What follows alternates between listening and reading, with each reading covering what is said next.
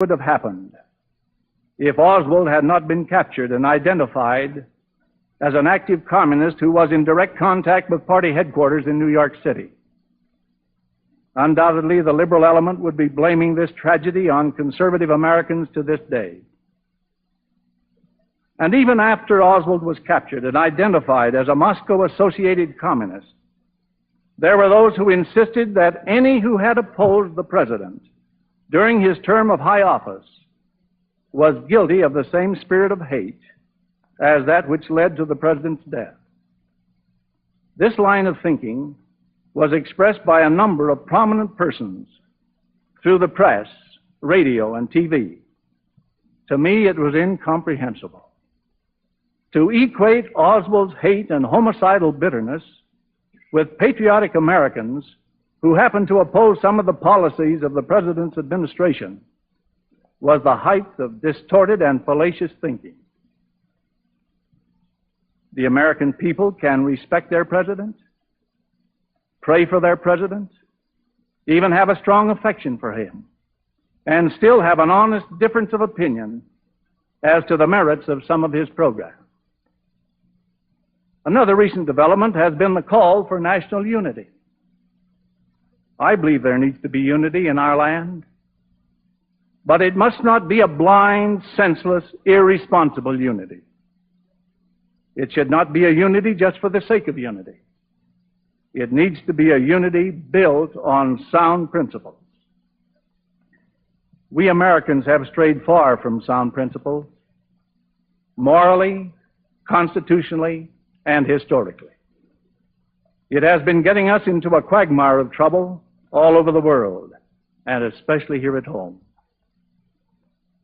Americans at the grassroots level have sensed that their way of life is being threatened. During the last several years, there has been a rising tide of resistance to the prevailing political trend. Compromises with communism abroad and flirtations with socialism at home have stirred up opposition in both political parties.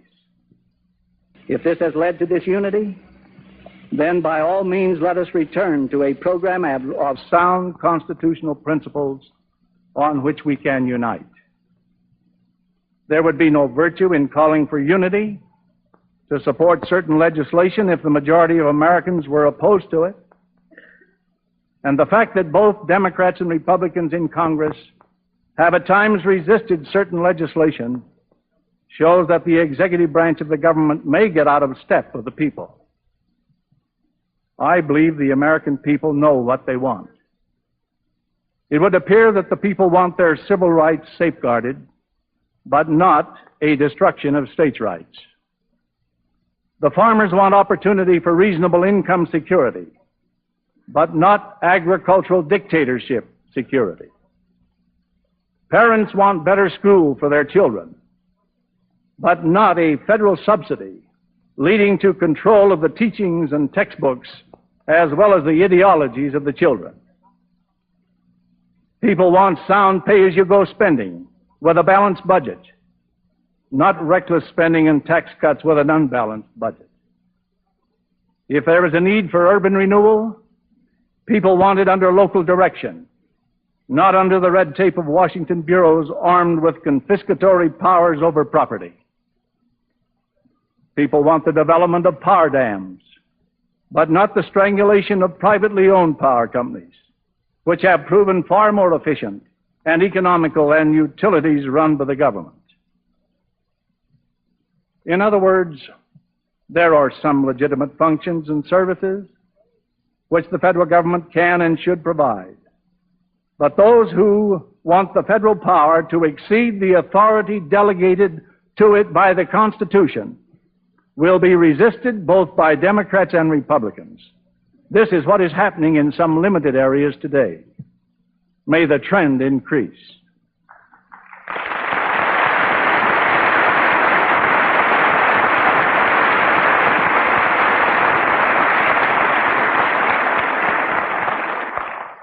And anyone who tries to equate this love of constitutional principles as meaning hatred of our national leaders is using Goebbels-style deception. History has already demonstrated that conservative opposition to national leaders was not hate, but an attempt to do them a favor. Let me give you some examples. Was it hate when General Albert C. Wedemeyer pleaded with General Marshall and President Truman to reverse their policy before they lost China? Was it hate when Whittaker Chambers tried to warn President Roosevelt in 1939 that Alger Hiss had been giving the Soviet Union more espionage data than any other member of the Washington spy network? Was it hate when J. Edgar Hoover tried to warn President Truman that Harry Dexter White was a member of the Soviet spy apparatus and was doing great danger to the nation as Assistant Secretary of the Treasury? Was it hate when I went to the Secretary of State under President Eisenhower and pleaded with him not to support the communist Fidel Castro? Was it hate when I urged the President of the United States to go to the aid of the brave freedom fighters in Hungary? Was it hate when the Democratic senator from Connecticut, Thomas Dodd, pleaded for 2 years with the President not to support the United Nations bloodbath against the free people of Katanga? Is it hate when distinguished military leaders advised that an all-out effort could end the Vietnam struggle almost overnight? This list of acts by well-meaning citizens who want and wanted to prevent their presidents from making serious mistakes could be extended at length, but they would all illustrate the same point. History will show that many terrible mistakes occurred because the advice of these well-informed and well-meaning citizens was not heeded. Therefore, I repeat, this kind of resistance to a national leader is rooted in love and respect, not hate.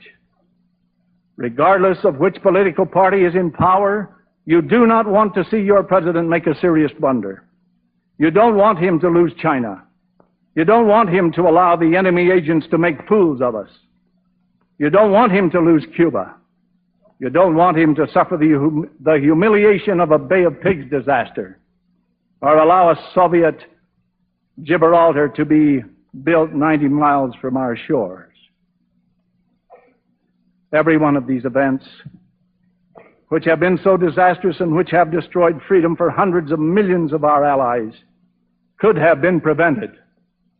And the voices of those who tried to warn Washington of what was coming cannot be attributed to hate. It has been out of the love for our country and respect for our leaders that the voice of warning has been raised. What causes one to wonder is why these warnings were not carefully considered and acted upon. Why is it that men in high places in government, regardless of party, have been deceived? I am convinced that a major part of the cause can be justly laid at the door of the socialist-communist conspiracy, which is led by masters of deceit who deceive the very elect. J. Edgar Hoover put it well when he said, quote, "I would have no fears if more Americans possessed the zeal, the fervor, the persistence, and the industry to learn about this menace of red fascism. I do fear for the liberal and progressive who have been hoodwinked and duped into joining with the communists." End quote. Therefore, let those who call for unity and the elimination of hate be sure they are not merely trying to silence the friends of freedom. These are who respect their leaders and resist them only when it is felt they are headed for a catastrophe. What patriotic American would wish to stand silent if he saw the president verging on a blunder because of bad advice or a mistaken judgment of the facts? I believe one of the most serious mistakes a president could make would be to weaken the Constitution. From the time I was a small boy, I was taught that the American Constitution is an inspired document. I was also taught that the day will come when the Constitution will be endangered and hang, as it were, by a single thread.